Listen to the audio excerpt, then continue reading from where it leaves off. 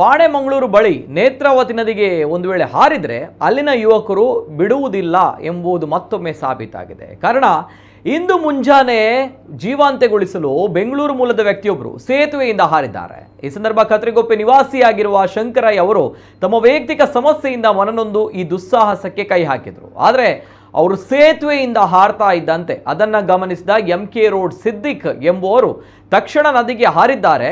ನದಿಯ ನೀರಿನಲ್ಲಿ ಮುಳುಗ್ತಾ ಇದ್ದಂತಹ ಶಂಕರಯ್ಯ ಅವರನ್ನ ಎತ್ತಿ ಹಿಡಿದು ಬಳಿಕ ಸ್ಥಳೀಯರ ಸಹಕಾರದಿಂದ ಮೇಲೆತ್ತಿ ರಕ್ಷಣೆ ಮಾಡಿದ್ದಾರೆ.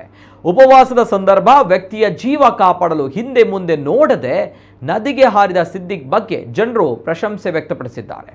ಗೂಡಿನ ಬಳಿ ಹಾಗೂ ಈಗಿನ ಹೊಸ ಸೇತುವೆಯ ಬಳಿ ಅನೇಕ ಇಂತಹ ಘಟನೆಗಳು ನಡೆದಿದ್ದು ಇದೀಗ ಈ ಘಟನೆ ಮತ್ತೊಂದು ಸಾಕ್ಷಿಯಾಗಿದೆ. ಶಂಕರಯ್ಯ ಅವರನ್ನ ಪೊಲೀಸರು ವಶಕ್ಕೆ ನೀಡಿ ಅವರಿಗೆ ಸೂಕ್ತ ಚಿಕಿತ್ಸೆ ಒದಗಿಸಲಾಗಿದೆ.